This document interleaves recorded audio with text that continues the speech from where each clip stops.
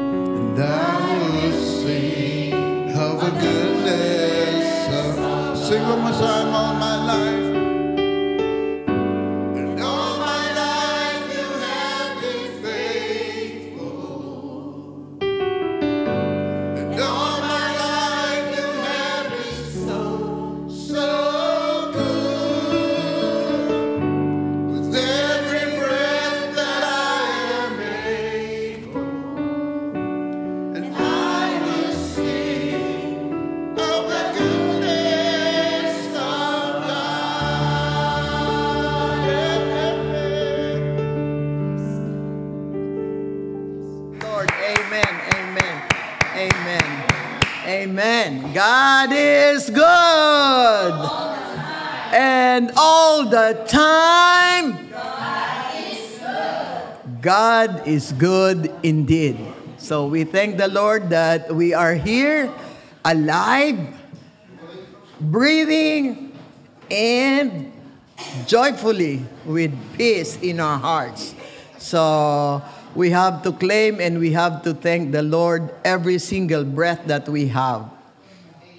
Because God is good. Amen. Amen. God is good all the time. So for our announcements today, lagi nating sinasabi, dito sa 3344 San Jose Avenue, ginagawa ang ating lingguhang panambahan. Kaya lahat po kayong nanonood, kayo po ay aming kinukumbida na pumarito.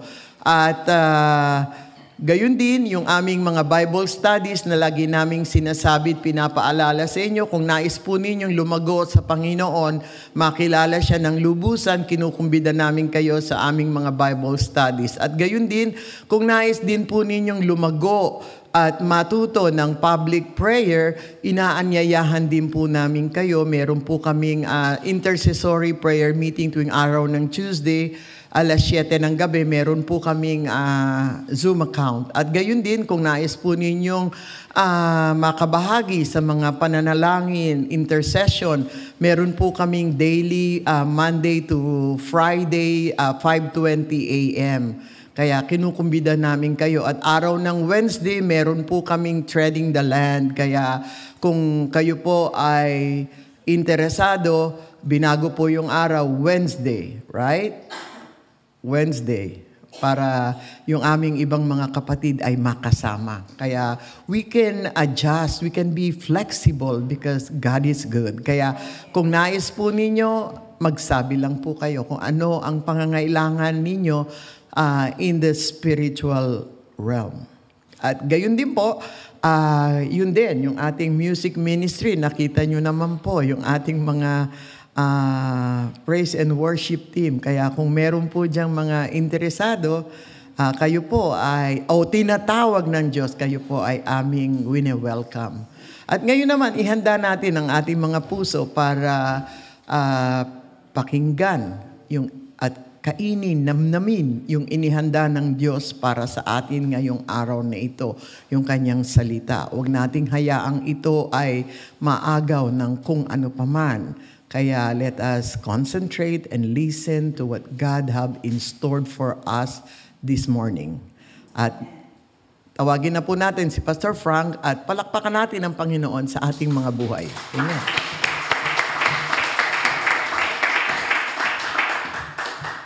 Praise God. Amen. Thank you, Pastor Evelyn. God be the glory. Pastor Cesar, the praise team. Good morning, church. Good morning. So how are you today? Praise the Lord. So April 6, 2025. At purihin po ang Diyos. At dito po sa linggong ito, next Sunday is Palm Sunday po. No? In-observe po natin yung Holy Week. After that, third Sunday, yung pong ating Easter Sunday. Amen. Excited po ba kayo? Ngayong umaga. Amen. So lahat nga po ay binabati natin, of course, dito po sa loob ng sanctuaryong ito, dito po sa lugar ng Bay Area. Of course, dyan po sa mga kasama natin, kanina pa lang nakikita natin, dyan po sa lugar ng Montrose, Sacramento, dyan po sa lugar ng Oakley, at Lathrop, at ganoon din po sa Mountain House, of course, sa Asia, sa Africa, sa Europe, South, North America, and even sa Antarctica. Palagi po natin sinasabi, one thing I know, God loves you. Sabihin nyo nga uli sa inyong katabi, God loves you.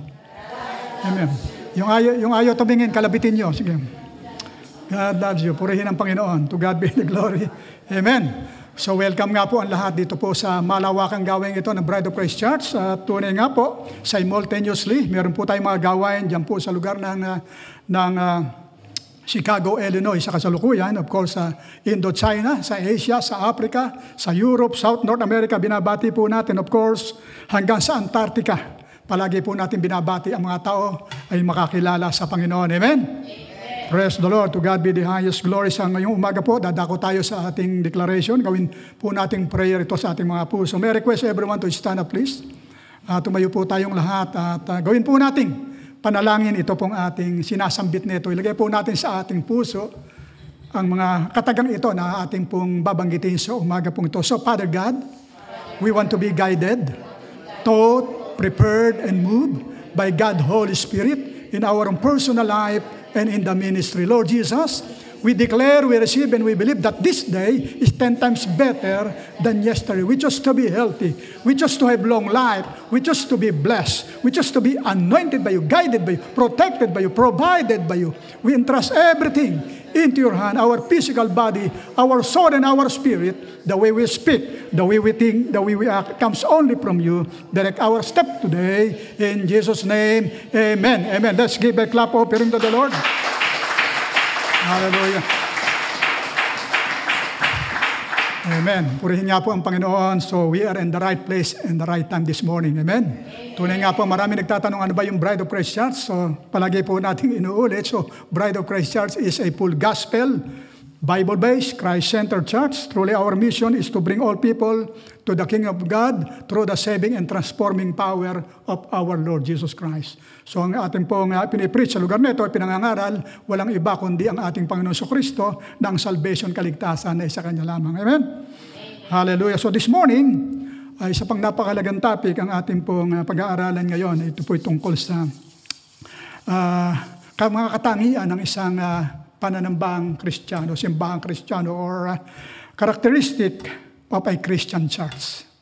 Amen? At tingnan po natin yung sinabi ng ating Panginoong Kristo sa Matthew chapter 16, verse 18. At ito po yung ating talata sa umaga pong ito. Sa Kanya po nang galing ito. At ngayon pong umagang ito, nilay-nilayan po natin ang salita niya. Amen? So maliwanag ang pangako ng banal na kasulatan, ang salita po ng Diyos ay hindi babalik sa Kanya ng walang bunga. Pag i-declare po sa lugar na ito, lahat po ay ibig sabihin papasok sa ating puso at ito po ay ating mapapamuhay. So, Matthew chapter 16 verse 18, ang sabi ng Panginoon, "And I also say to you that you are Peter, and on this rock I will build my church, and the gates of Hades shall not prevail against it." Let's bow our head, let's pray. Thank you, Lord, for your goodness and mercy. Lord, salamat po sa oras pong ito. Tunay na kayo po ang makapangyarihan Diyos, Lord. Kaya mong abutin ang lahat ng tao, Panginoon, saan man dako naroon ngayong oras na ito. Because your power is not limited by distance or even time. Lahat po ng kasama namin, Panginoon, Lord, kayo po ang maparangalan, kayo po ang magpala sa oras mong ito, at magbigay kami ng karangalan. Kayo po mapapurihan sa buhay ng bawat isa, lalo't higit sa pananambahan namin ngayong umaga. We give you praise in the mighty name of Jesus. Ang lahat po ng anak ng Diyos ay magsabi ng Amen. Amen. You may be seated for a while. Makakupo muna po tayo. So sabi nga po ng Panginoon, "And I also say to you that you are Peter, and on this rock I will build my church, and the gates of Hades shall not prevail against it." So the church is the body of believer. So you are the church. We are the church. Amen. Tayo po ang church ng ating Panginoong Kristo. So the word church comes from the Greek ekklesia, which means assembly or gathering. Saan man po nagkakatipon ang mga believer, yung po ang church. Ang church po ay hindi yung building, kundi yung tao na nasa loob ng building. Amen? So tayo po ang church. So the church is the bride of Christ. Yung pong bride, kaya nga po pangalan ng ating church ay Bride of Christ. Matatagpuan po natin yan sa Ephesians chapter 5, 22 to 33, sa Revelation chapter 19 verse 7, Revelation 21 verse 9, Revelation 20 verse 17. So ini-emphasize po ng mga talatang ito, binibigyan po ng diin na ang church ay ang kanyang bride. At tayo po ang bride, tayo pong mga mananampalataya, tayo po ang church ng Diyos. So this morning, titingnan po natin yung mga ilang katangian, characteristic of a Christian church. Ilan lamang po ang maibibigay po natin sa umaga pong ito. Una, a Christian church is a spiritually minded church. Sabihin nyo nga po, spiritually minded. Ibig sabihin, ang church ay mayroong spiritual na pag-iisip. Spiritual. Katulad po ng isang example, yung pong church in Jerusalem. Titingnan po natin yung kanilang pananampalataya. Mababasa po natin yan sa Book of Acts chapter 2, beginning 41 and 47. Then those who gladly received his word were baptized. And in that day, about 3,000 souls were added to them. And they continually steadfastly in the apostle doctrine and fellowship, in breaking of bread and in prayers. Then fear came every soul, and many wonders and signs were done through the apostles. So marami raw pong himala ang naganap sa buhay ng mga apostol. Now all who believed were together and had all things in common, and sold their possession and goods and divided them among all as anyone had need. So continuing daily with one accord in the temple and breaking bread from house to house, they ate their food and gladness and simplicity of heart, praising God and having favor with all people. And the Lord added to the church daily those who are being saved. So, nandun po yung spiritual na kaisipan. Tinanggap nila ang salita ng Diyos, mayroon silang pagkakaisa, nagkaroon po ng unity at nagkaroon po ng mga himala. Every time po ng mga tao nagkakaisa sa Bible, nagkakaisa, dumarating po ang presensya ng Diyos, nagkaroon po ng himala, nakita ng maraming mga tao at marami po ang naligtas. Marami ang naligtas. And the Lord desired a church dedicated to Him. Yun po ang gusto ng Diyos, yung isang church po na i-dedicate sa Kanya. Ang sabi nga ng 2 Corinthians chapter 6, 17 to 18, ang sabi, "Therefore, come out from among them and be separate, says the Lord. Do not touch what is unclean, and I will receive you. I will be a father to you, and you shall be my sons and daughters, says the Lord Almighty." So yun ang gusto ng Panginoon, and our emphasis must be on the spiritual. Yan po ang binibigyan din natin po, kasi spiritual po ito. Ang church ay spiritual, so spiritually discerned. So kaya nga po ang sabi ng Colossians chapter 3:16 and 17, "Let the word of Christ dwell in you richly in all wisdom, teaching and admonishing one another in psalms and hymns and spiritual song, singing with grace in your heart to the Lord. And whatever you do, in word or deed, do all in the name of the Lord Jesus, giving thanks to God the Father through Him." So binibigyan po ng diin ng ating Panginoon, ang sabi ron, ang mga salita ni Kristo ay itanim ninyong mabuti sa inyong isip. Itanim ninyo sa inyong isip, magpalakasan kayo at magturuan ng buong kaalaman, umawit kayo ng mga salmo, mga himno at mga awiting espiritual na may pagpapasalamat sa Diyos. At anuman ang gagawin ninyo, maging sa salita o gawa, gawin ninyong lahat sa pangalan ng Panginoong Hesus, at sa pamamagitan niya'y magpasalamat kayo sa Diyos. So makikita natin, yung kaisipan ng mga tao ay talaga spiritual. Kasi nga po ang tawag sa atin na spiritual being po tayo. Kaya ang church, a Christian church is a spiritual-minded church. Amen. Ini-emphasize po natin talaga dito po sa ating gawain yung spiritually. So second, a Christian church is an evangelistic church. Tayo po ay kasangkapan ng Panginoon upang palaganapin ang mabuting balita. Ipalaganapin ang mabuting balita, at ito po ang mandato ng ating church upang palaganapin ang kanyang salita. Kaya nga po, ang ating Panginoong Jesucristo doon sa Great Commission, ibinigay niya yung dakilang utos, yung Great Commission, ibinigay niya sa Mark 16, 15 to 18. Ang sabi niya sa kanyang mga disipulo, at pinagpapatuloy po natin yan. Ang sabi niya, "Go into all the world and preach the gospel to every creature. He who believes and is baptized will be saved, but he who does not believe will be condemned. And this sign will follow those who believe in my name. They will cast out demons, they will speak with new tongues, they will take up serpents, and if they drink anything that they eat will by no means harm. They will lay hand on the sick, and they will recover." So this is the Great Commission. Ito po yung ibinigay sa atin ng Panginoon. Maliwanag po ang sinabi sa Matthew chapter 20, "Go therefore and make disciples of all the nations, baptizing them in the name of the Father and of the Son and of the Holy Spirit, teaching them to observe all things that I commanded you, and lo, I am with you always, even to the end of the age."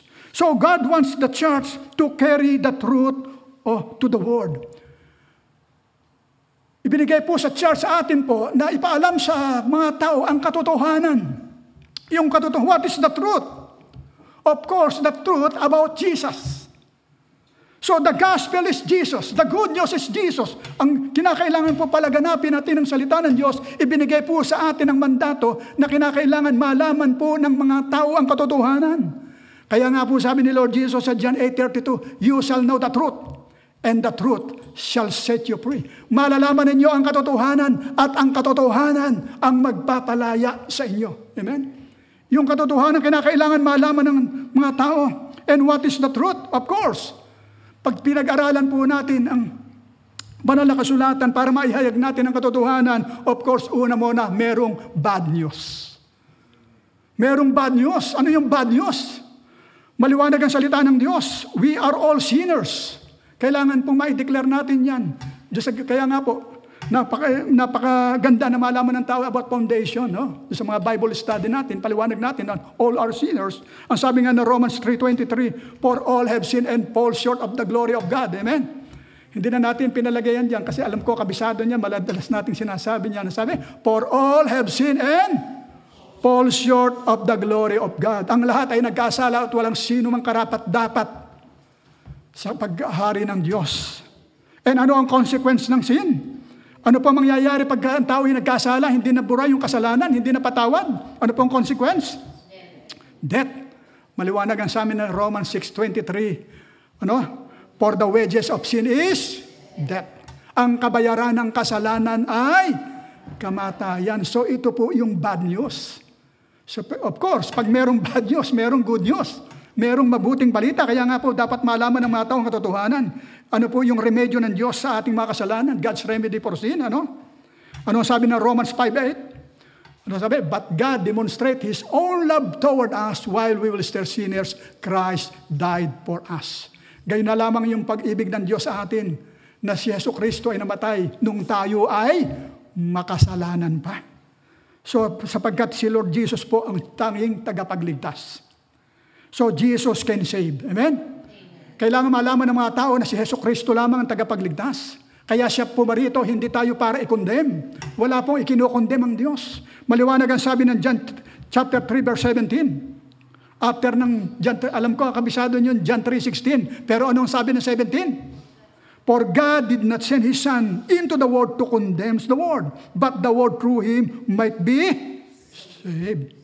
Sa pamamagitan niya, ang mga tao ay maligtas. Kasi nga wala pong ibang tagapagligtas.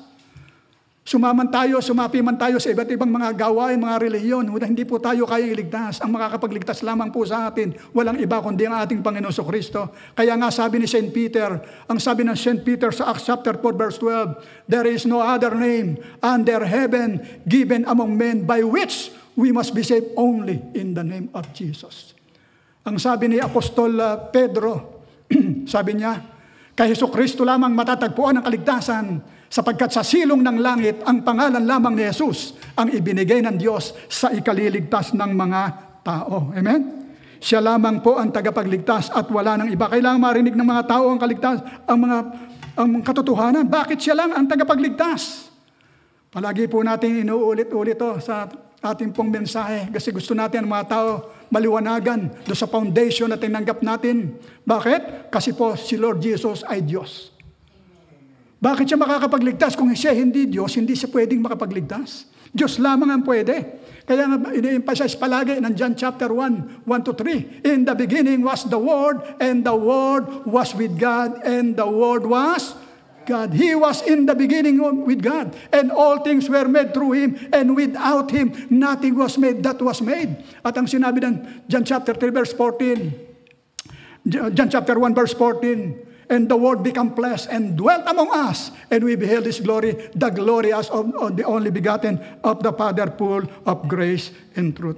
At ang sabi ng Colossians chapter 1, 15-6, He is the image of the invisible God, the first over all creation, for by Him all things were created, visible and invisible, whether thrones or dominions and principalities of power, all things were created through Him and for Him. Sapagkat siya po ay Diyos na tunay. Amen? Palakpakan niya po natin ang Panginoon. Hallelujah. Kaya nga po si Lord ay tunay na Diyos. Kaya po may magtatanong sa inyo, maaari may makapagtalo sa si Jesus ay tao lamang. Hindi po tao lamang. 100% human, 100% God. Nung siya po ay magkatawang tao, pero siya nga po ay umakyat na sa langit. Amen? Ano ang text? 1 John chapter 5 verse 20. Ilista niyo po. Anong sabi? And we know that the Son of God has come and has given us an understanding that we may know Him who is true, and we are in Him He's true in His Son Jesus Christ. This is the true God and eternal life. So maliwanag na ang Panginoong Jesucristo ay Diyos. Siya po ay Diyos. At ganun din po, pinatotohanan ng God the Father. Sinabi ng God the Father sa Hebrew chapter 1 verse 8. God the Father said, but to the Son He says, your throne, O God, is forever and ever. Ang iyong trono ay Diyos, ay magpawalang hanggan. Ang Diyos Ama ang nagsasabi sa Diyos Anak, kay Jesucristo, sinabi niya, ang iyong trono, O Diyos. Tinawag siya ng Ama na siya ay Diyos. And because He is God, He is the only way to heaven. Amen? Dahil siya ay Diyos, siya lamang po ang daan. Wala pong ibang daan, walang luma o bagong daan. Iisa lamang ang daan. Kung marami kayo narinig na mayroon pang mga ibang daan, si Jesucristo lamang. Ang sabi ng John 14:6, palagi niyo pong narinig, sabi? I am the way, the truth, and the life. No one comes to the Father except through me. Ang sabi ng Panginoong Jesucristo, ako lamang ang daan, ang katotohanan at ang buhay. Walang makakaparoon sa Ama kundi sa pamamagitan ko. Palakpakan huli natin ang Panginoon. Hallelujah. Hallelujah. Kaya nga po, ang kaligtasan, ang buhay na walang hanggan, ay sa atin lamang Panginoon Kristo. And God wants His church to carry the truth to the world. So the church in the first century was evangelistic church. Doon po makikita po natin even sa Book of Acts. Ang focus po ay sa pagpapalaganap ng gospel. Kaya nga po dito tayo sa Bride of Christ Church, ang focus po natin ay sa pagpapalaganap ng gospel. Sa kalawakan ng gawain, kaya sabi nga po ng Acts chapter 5 verse 42, ano ginawa ng mga early believer nung panahon na yon? And daily in the temple and in every house, they did not cease teaching and preaching Jesus as the Christ. At araw-araw, nagpupunta sila sa templo at sa mga tahanan at doon nagtuturo at nangangaral tungkol kay Jesus ang Kristo. Sino yung teaching? Sino yung tinuturo si Kristo? Ang gospel ay si Lord Jesus. Ang tema ng kanilang mga teaching ay walang iba kundi sa ating Panginoon. Hallelujah. Sabi nga ng Acts chapter 8 verse 4, therefore those who were scattered went everywhere preaching the word. Kaya kahit saan magpunta ang mga mananampalataya, sila nagpipreach, naghahayag ng katotohanan tungkol sa ating Panginoon. So a Christian church is an evangelistic church. Ano pa? Number 3, a Christian church is a doctrinal pure church. May dalisay na doktrina. Yung pong doctrine natin ay tunay po ang ating doktrina. So the New Testament ordained it. Kaya nga po yun sinabi ni Apostle Paul, the Apostle Paul said in Romans 16:17, ano sabi ni Apostle Paul? Now I urge you, brethren, note those who cause division and offenses contrary to the doctrine which you learn and avoid them. Ang sabi ni Apostle Paul, ipinamamahali ko sa inyo mga kapatid, tandaan ninyo ang mga lumilika ng pagkakampi-kampi at nagiging sanhi ng pagtalikod sa mga aral na tinanggap ninyo, iwasan ninyo sila. Kaya nga po tayo, very sound teaching po tayo. Meron tayong sinusunod, meron tayong statement of fundamental truths ang ating church. Kinakailang malaman natin yan, lalo na tayo. Ma-aware tayo dyan, meron tayong doctrine. Nakasulat isa-isa dyan kung ano ba yung pinaniniwalaan natin. Hindi pwedeng maligaw ang mga tao. Hindi natin pwedeng iligaw. Accountable tayo. Kinakailang alam natin yung katotohanan. Also in his letter to the churches in Galatia.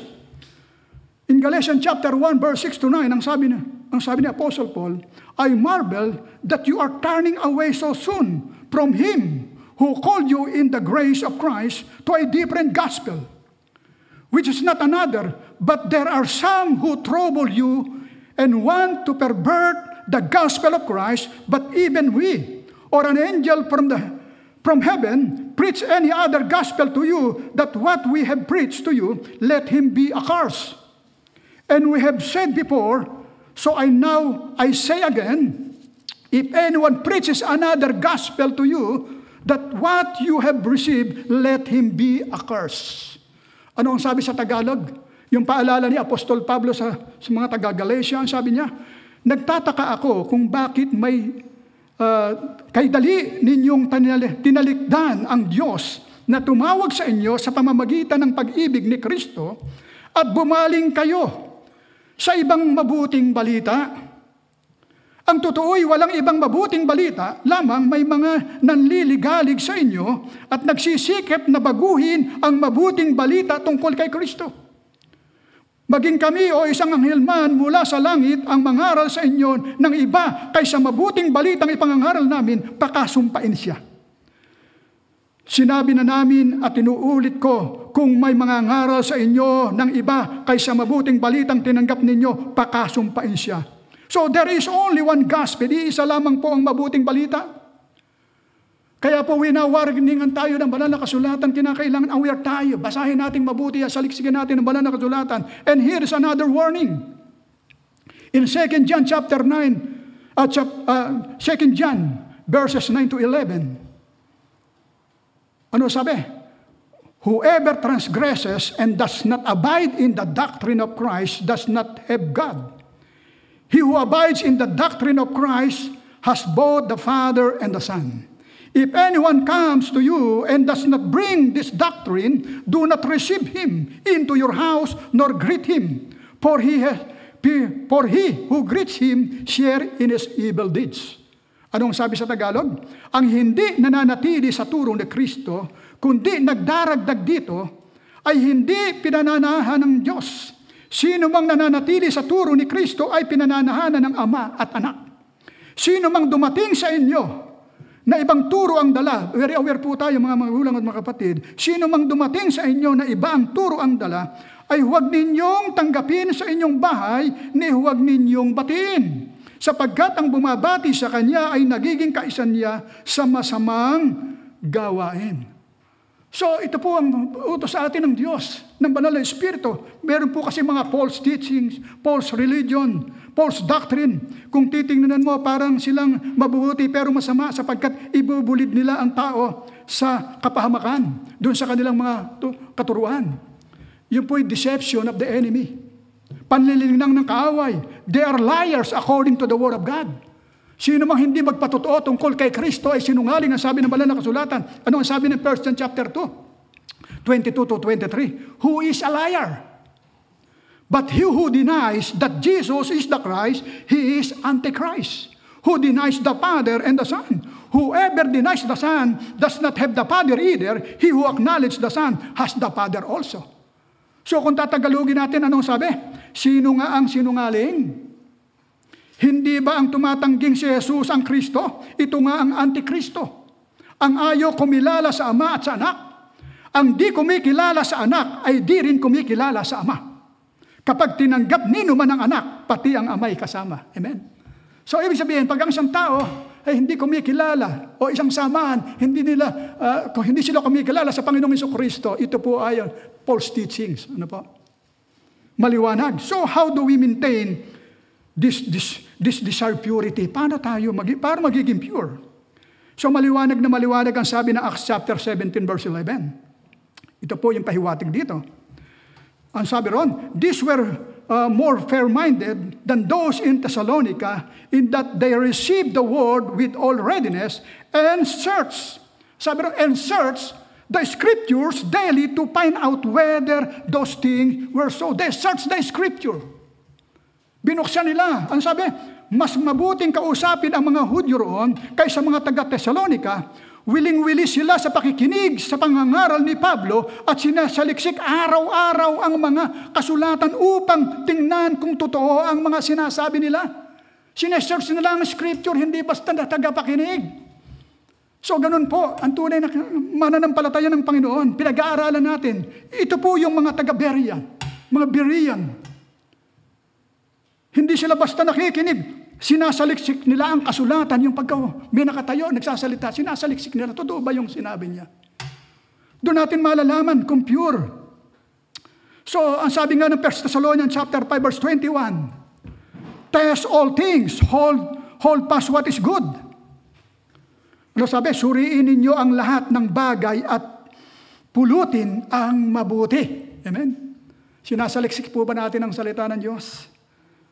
Paano natin malalaman kung yung mga naglalakad dyan ay totoo? Mga magulang at mga kapatid, meron tayong dapat gawin. Saliksikin natin. Search the scripture. Pag-aralan natin ang salita ng Diyos. So number 4, so a Christian church is a doctrinal pure church. And number 4, a Christian church at peace with itself. Ang simbahan po ay merong kapayapaan sa sarili. Kung tayo po ay membro ng church, Bride of Christ Church, meron po ba tayo po ba'y payapa? At peace po ba tayo? At peace po ba tayo? Look at your neighbor this morning. Yeah, payapa. Oh, naghihilik na ba? Sobrang payapa na yun. Praise the Lord. Hallelujah. Purim. So the Bible teaches us to follow peace. Sumunod daw po tayo. Amen. Magkaroon tayo ng kapayapaan talaga sa buhay po natin. Anong sabi ng 1 Corinthians chapter 14 verse 33? For God is not the author of confusion, but of peace, as in all the churches of the saints. Sapagkat ang Diyos ay di nalulugod sa kaguluhan. Kaya dito sa church, walang kaguluhan, di ba? May nabalitaan pa ba kayo nagkakagalit? Wala na. Sapagkat ang Diyos ay di nalulugod sa kaguluhan, kundi sa kapayapaan gaya ng dapat mangyari sa lahat ng iglesia ng Diyos. Dapat ito mangyari sa lahat ng church ng Diyos. Merong kapayapaan. Kaya nga sabi, paalala pa rin sa Ephesians chapter 4 verse 3. Sabi, endeavoring to keep the unity of the Spirit in the bond of peace. Ano sabi? Pag sumakita ninyong mapanatili ang pagkakaisang mula sa Espiritu sa pamamagitan ng buklod ng kapayapaan. Pag meron pong kapayapaan, nag-o-operate ang banal na Espiritu. Amen? May kapayapaan. At ang sabi ng Romans 14:19, therefore let us pursue the things which make for peace, and the things by which one may edify another. So ano sabi? Kaya't pagsikapan natin gawin ang mga bagay na makakapagpatibay sa isa't isa. Amen. So pagka tayo merong kapayapaan, nagmamahalan tayo, napapatibay natin na samahan. Praise the Lord. Purihin ang Panginoon. Kaya nga tayo ay lumalago, dumadami tayo kasi nga nakikita nila na tayo ay nagmamahal sa bawat isa.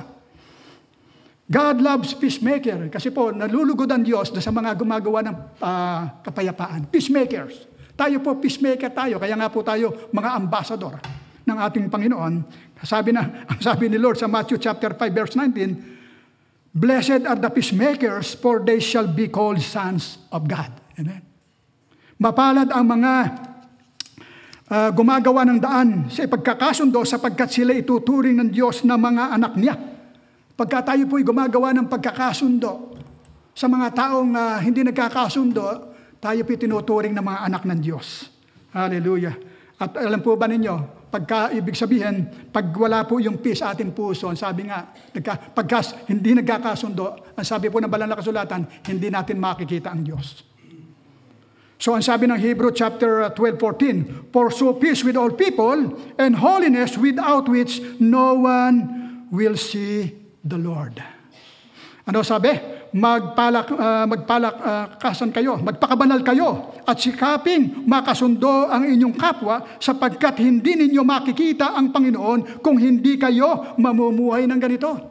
Ibig sabihin pala, pag meron tayong mga kakaalitan at hindi tayo nakikipag-isa, hindi tayo nagkakaroon ng reconciliation sa bawat, hindi raw natin makikita ang Diyos. Hindi natin makikita. Hallelujah. So kaya po tayo mga peacemakers tayo. Peacemakers tayo bilang mga Kristiyano na anak ng Diyos. Ano pa? Number 5. A Christian church is a worshiping church. Worship. We worship God in spirit and in truth. Sinasamba natin ang Diyos sa espiritu at katotohanan. So what we do in our church, we worship God. Every part of our service called worship. Ang lahat po ng nagaganap dito as we answer people, as we sing, as we give, pray, is called worship. Lahat po ng ginagawa natin, we worship God. Kaya po, pagpasok pa lamang natin dito sa pinto, nag-worship na tayo sa Panginoon. Amen? Lahat po ng gawain dito is called worship. Sabi nga ng John chapter 9 verse 21, now we know that God does not hear sinners. But if anyone is a worshiper of God and does His will, He hears him. So kinakailangan ka pala worshiper para marinig ka ng Panginoon. Sabi, alam nating hindi pinakikinggan ng Diyos ang mga makasalanan, ngunit pinakikinggan niya ang mga tunay na sumasamba sa Kanya at sumusunod sa kanyang kalooban. So, worshiper. Pag ikay worshiper ng Diyos, ibig sabihin, walang dahilan para hindi tugunin ang ating mga panalangin. So, number 6, a Christian church is a giving church. It's a giving church. Ini-emphasize siya ng banal na kasulatan, even sa Old and New Testament. Ano sabi ng Malakay 3:10-11? Maaaring kabisado na natin to, at ito yung ating basihan sa pagbibigay. Ano sabi? Bring all the tithes into the storehouse, that there may be food in my house, and try me now in this, says the Lord of hosts, if I will not open for you the windows of heaven and pour out for you such blessing that there will be not enough room to receive it. And I will rebuke the devourer for your sake, and he will not destroy the fruit of your ground, nor your vine fail to bring forth for you in the field, says the Lord of hosts. Ano sabi? Ibigay ninyong buong-buo ang inyong mga ikapo, upang matugunan ang pangangailangan sa aking templo. Subukin ninyong gawin ito, kung hindi ko buksan ang mga durungawan ng langit at ibuhos sa inyo ang masaganang pagpapala. Kaya nga po dito po sa New Testament, ginagawa din po ang pagbibigay ng tithes. Kaya nga po si Lord Jesus, nire-rebuke niya yung mga tao na nagbibigay pero ang buhay ay hindi nababago. Yung mga buhay na hindi nagbabago, nagbibigyan na siya pero hindi tama ang puso. Kaya po, pagdating po sa New Testament, very strict po. Pagdating po sa tithes, kinakailangan tama yung puso mo. Nandito yan sa New Testament. Ano sabi ng Matthew chapter 23, verse 23? Si Lord Jesus ang nagsabi, woe to you, scribes and Pharisees, hypocrites! For you pay tithes, or mint, and anise, and cumin, and have neglected the weightier matters of the law. Justice and mercy and faith, these you ought to have done, without leaving the other undone. Anong sabi ng Panginoon? Sa aba ninyo, mga iskriba at pariseo, mga mapag-imbabaw, ibinibigay ninyo ang ikapapo sa mga gulay na walang halaga, ngunit kinalilimutan ninyo ang mas mahalaga, ang lalong mahalaga, ang aral ng kautusan, ang katarungan, ang pagkahabag at ang katapatan. So the Old and New Testament, naroon po ang pagbabalik at pagbibigay ng tithes. Ini-emphasize yan, the Old and New Testament. Tandaan po natin ito. That's a teaching. Yan kasama sa ating fundamental truths ng ating. So kaya nga po si Lord Jesus very strict. Doon nga po sa parable tungkol sa Pharisee and the tax collector. Kung babasahin po natin yan, dyan sa Luke chapter 18, sinabi ng Panginoong Kristo, 2 men went up to the temple to pray, one a Pharisee and the other tax collector. Tumayo ang Pariseo, sabi, the Pharisee stood and prayed this with himself, God, I thank you. Ito yung sinabi ng Pharisee, I thank you that I'm not like other men, extortioner, unjust, adulterers, or even this tax collector. Sinabi niya, ano sabi niya? Nagmagaling. Kaya nga po sa pagbibigay, nire-rebuke ni Lord yung masyadong proud. Ano sabi naman ng Pharisee? I fast twice a week. I give tithes of all I possess. Sa New Testament yan. Kaya nga, ini-observe noon, Old and New Testament ang pagbibigay ng tithes. At sa New Testament, walang sinabi, wala na kayo magbibigay ng tithes. Kaya very, very clear. Kaya nga po sa sulat ni Apostle Paul, sa mga taga-Korinto, ito pong 2 Corinthians chapter 8, verse 9, huwag nating magkamali tayo. Ito, nangangalap sila ng abuloy o mga tithes and offering o sacrificial giving kasi may problema sa Judean church para ibigay roon. Ibibigay sa Judean church kasi may problema. Kaya sabi ni Apostle Paul, magbigay kayo ng naaayon sa inyong puso. Sabi niya, magbigay kayo ng tama. Ano sabi? 2 Corinthians 9, 6 and 8. But this I say, you who sow sparingly will also reap sparingly, and he who sows bountifully will also reap bountifully. So let each one give as he purposes in his heart, not grudgingly or of necessity, for God loves a cheerful giver. And God is able to make all grace abounds to you, that you always having all sufficiency in all things may have abundance for even good works. So makikita po natin, bakit po kinakailangan yan? Makita mo natin ito, very generous in church. Generosity makikita po natin sa church. Saan ba ginagamit yan? Kasi nga po si Lord, na-please si Lord. The Lord Jesus expects and require us to give. Kasi po gagamitin ito para ma-expand ang gawain. Imagine, kung walang tithes, hindi makakausad ang gawain, mga magulang. Paano yung sinasabi sa Great Commission? Go into all the world and preach the gospel. Kung hindi patutunayan ng Panginoon ito, hindi makakausad ang gawain. Ang church, baka material lang, yung mga hindi nagbibigay ng tithe, paano yun? Ano mangyayari sa simbahan? So, ibig sabihin, ini-emphasize ng Bible yung generosity. And our ultimate goal in giving is to please God. Ayon sa Matthew chapter 6, verse 3. So, the Bible teaches us that Christian giving is an act of worship. This is an act of worship. Hallelujah. So, a Christian church is a giving church, a generous church. So, number 7, a Christian church is a spirit-filled church. A spirit-filled church.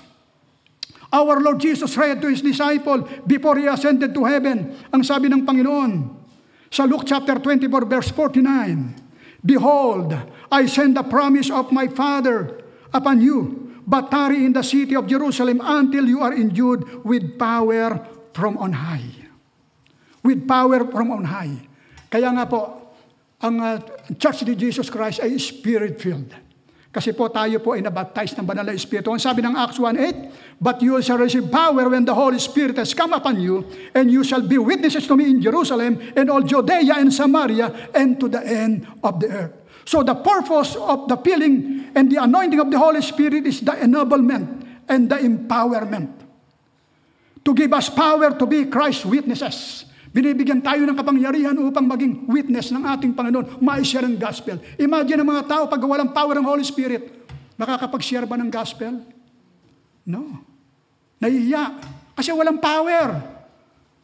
Ano maliligtas ang mga tao? Kinakailangan natin na empowerment ng Holy Spirit to enable us to preach the good news effectively, to live a life under the control of the Holy Spirit. Kinakailangan mabuhay tayo na under the control of the Holy Spirit. Kaya lahat po ng gagawin natin, pag-control tayo ng Holy Spirit, guided po tayo ng Diyos. Anong sabi ng Galatians chapter 5, verse 25? If we live in the Spirit, let us also walk in the Spirit. Hallelujah. If we live in the Spirit, let us walk. So what happened when we live a life under the control of the Holy Spirit? Ano po ang mangyayari sa atin? Ano po ang consequence? Ano yung bunga na makikita sa atin? Yung bunga po ng banal na Espiritu. Yung sinasabi sa Galatians chapter 5, 22-23. Ano sabi? But the fruit of the Spirit is love, joy, peace, long-suffering, kindness, goodness, faithfulness, gentleness, self-control. So yan po ang makikita sa atin. Walang kaduda-duda. Malalaman mo, ikaw ay filled ng Holy Spirit kung itong mga karakter na ito, makita, ito po yung karakter ni Lord Jesus. Amen? Yan po ang makikita sa church, sa kanyang bride. So number 8, a Christian church is a praying church. A Christian church is a praying church. Tayo po mapanalanginin. Kaya nga po, papalad po tayo sapagkat ating po church, marami tayong mga intercessors. Naramdaman niyo po ba ang blessing ni Lord? Amen. Yung mga answer prayer? Amen. Kasi po, umaga pa lang, merong nananalangin. Even yung mga kasama natin sa chair, even yung mga kasama natin sa mandako ng mundong ito, ipinapanalangin kasi po yung utos ng Diyos. Anong sabi ng 1 Timothy 2:1-4? Therefore, I exhort first of all, that supplication, prayers, intercession, and giving of thanks be made for all men, for kings and all who are in authority, that we may lead a quiet and peaceable life in all godliness and reverence. For this is good and acceptable in the sight of God our Savior, who desire all men to be saved and to come to the knowledge of truth. Ano sabi? Una sa lahat, ipinakikiusap kong paabutin ninyo sa Diyos ang inyong kahilingan, panalangin, pamanhik at pasasalamat para sa lahat ng tao. Gayon din ang gawin ninyo para sa mga hari at mga may kapangyarihan upang makapamuhay tayo ng tahimik at payapa, marangal at may kabanalan. Ito ang mabuti at kalugod-lugod sa Diyos na ating tagapagligtas. Nang ibig ay maligtas ang lahat ng tao at makaalam ng katotohanan. So the focus of our prayer is the salvation of all people. Yan po ang focus ng ating panalangin. Every day. Yung kaligtasan. Binibigyan po na tinandaan, yung emphasis po, yung diin, ay upang maligtas ang maraming mga tao. Amen? Ginagawa po ba natin ito? Hallelujah. So hindi po masasayang ating mga prayer. Kaya nga po marami nagpapatotoo. Naligtas, salvation, pinagaling. Marami po. So, kaya nga po sabi ni Lord Jesus sa Matthew chapter 18, verse 18 to 20, ang sabi niya, I say to you, whatever you bind on earth will be bound in heaven, and whatever you loose on earth will be loosed in heaven. Again, I say to you, that if two of you agree on earth concerning anything that they ask, I will be done for them for my Father in heaven, by my Father in heaven. For where 2 or 3 are gathered together in my name, I am there in the midst of them. Ano sabi ni Lord? Sinasabi ko sa inyo, anumang ipagbawal ninyo sa lupa ay ipagbabawal sa langit, at anumang ipahintulot ninyo sa lupa ay ipahintulot sa langit. Sinasabi pa rin sa inyo, kung ang dalawa sa inyo dito sa lupa ay magkaisa sa paghingi ng anumang bagay sa inyo panalangin, ipagkakalob ito sa inyo ng aking amang nasa langit, sapagkat saan man may dalawa o 3 nagkakatipon, nang dahil sa kanyang pangalan, naroon ako at kasama nila. Amen? Kaya nga po nararamdaman natin ang presensya ni Lord. Kanina pa lamang. Nararamdaman natin ang presensya ni Lord. At sinasabi ng banal na kasulatan, huwag daw po tayong mabalisa. Ano man yung problema natin, huwag tayong mabalisa. Amen? Mukha po ba kayong balisa ngayong umaga? Mukha ba may anxiety? Look at your neighbor this morning. Maliwanag ang sabi ng Philippians 4:6, be anxious for nothing, but in everything, by prayer and supplication with thanksgiving, let your request be made known to God. Ang sabi, huwag kayong mabalisa sa anumang bagay. Sa halip ay hingin ninyo sa Diyos ang lahat ng inyong kailangan sa pamamagitan ng panalangin na mayroong pasasalamat. Pagka-pray, ipasalamat na. Di ba ba? Huwag pa ulit-ulit masyado, basta pagka-pray, pasalamat. Kasi si Lord ang nagsabi huwag tayong mabalisa sa anumang bagay. So a Christian church is a praying church. And panghuli, a Christian church is a healing church. Amen. A Christian church is a healing church. Anong sabi ng New Testament church sa James chapter 5:14 and 15? Palagi natin ini-emphasize dito pagkatapos po ng service natin, merong sa ating healing service. Ano sabi ng Diyos? Is anyone among you sick? Let him call for the elders of the church and let them pray over him, anointing him with oil in the name of the Lord. And the prayer of faith will save the sick, and the Lord will raise him up. And if he has committed sin, he will be forgiven. So maliwanag ang inuutos sa atin. Mayroon bang may sakit sa inyo? Tanong niya, question. Mayroon bang may sakit sa inyo? Ipatawag niya ang matatanda ng iglesia. Ibig sabihin, matatanda sa pananampalataya. Hindi yung matanda pero matanda na nga. Sige. Ibig sabihin, matanda, kahit bata. Ibig sabihin, ang sinasabi rito, yung matanda sa pananampalataya, matured Christian, ipatawag ang matatanda ng iglesia upang ipanalangin siya at pahiran ng langis sa pangalan ng Panginoon. At pagagalingin ang may sakit dahil sa panalangin may pananampalataya, ibabangon siya ng Panginoon at patatawarin kung siya'y nagkasala. So, the Christian church is a healing center for all believers in the Lord Jesus Christ. Hallelujah. Kaya nga po sa Diyos, wala pong imposible. Kaya nga po sa Lord Jesus, sinabi niya sa kanyang mga disipulo, at ito pinakamalaga, yung utos niya bago siya umakyat sa langit. Maliwanag yung sabi niya sa Mark chapter 16, 17 to 18. Ang sabi niya, and this sign will follow those who believe in my name. They will cast out demons, they will speak with new tongues, they will take up serpents, and if they drink anything deadly, it will by no means harm. They will lay hand on the sick, and they will recover. Sino po yung they? You and me. Believer of Jesus Christ. Tayo po yun. They will lay hand on the sick, and they will recover. Meron po tayong, ibig sabihin ng kapangyarihan, ang mahalaga, namumuhay tayo ng maayos sa Panginoon. para yung kamay natin ay maging extension ng kamay ng ating Panginoon pagpatong natin. Kinakailangan ang kamay natin ay malinis sa harapan ng Diyos. Amen? So, these are the characteristic of the Christian church of our Lord Jesus Christ. Ito po yung mga katangian na makikita po sa atin bilang mga mananampalataya ng Panginoon. So, a Christian church is a spiritual-minded church, evangelistic church, doctrinally pure church, a peace with itself, worshiping church, giving church, spiritual church, praying church, healing church. Kaya po napaka-importante, malaman po natin ang katotohanan. Amen? So tumayo po tayong lahat sa umaga pong ito. At dadako po tayo sa communion service. Dadako po tayo sa communion, direkta na po tayo sa communion. May request yung ating pong mga aser, ipamahagi po natin yung ating pong mga symbols.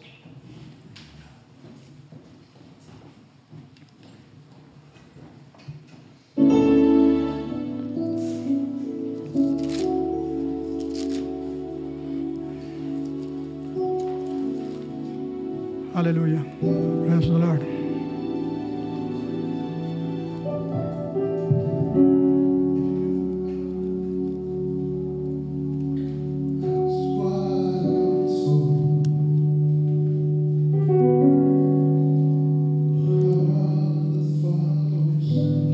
Yes, Lord.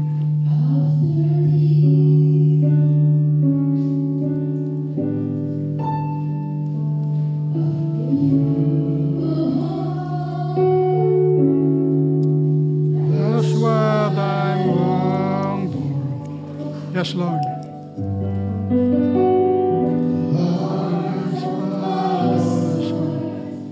After thee.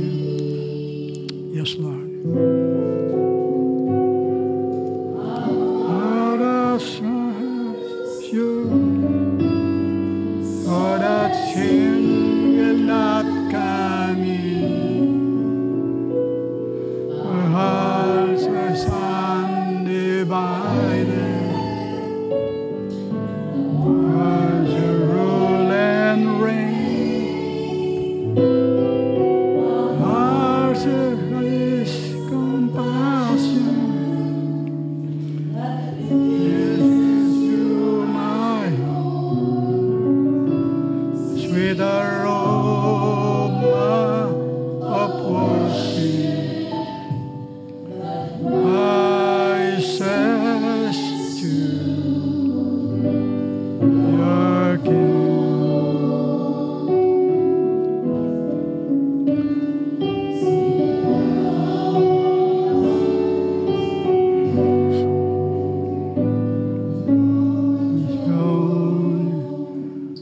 Hallelujah. So ang communion po ay isa sa dalawang ordinansa na ibinigay ng Diyos sa kanyang bride. Kasama na po ang water baptism.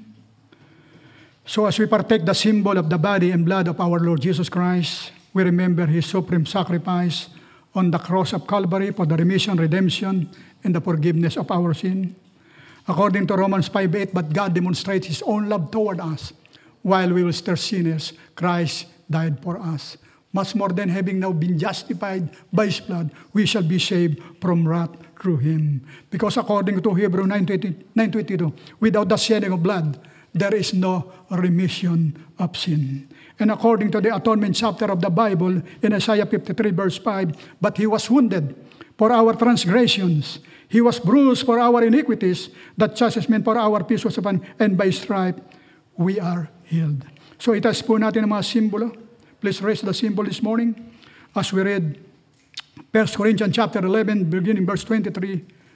For I received from the Lord that which also delivered to you, that the Lord Jesus on the same night in which He was betrayed took bread, and when He giving thanks, He broke it and said, take it. This is my body which is broken for you. Do this in remembrance of me. In the same manner, He also took the cup after supper, saying, this cup is the new covenant in my blood. This do as often as you drink it in remembrance of me. For as often as you eat this bread and drink this cup, you proclaim the Lord's death till He comes. Lord, bless your children as we partake the symbols of your body and blood. So let's take the symbols.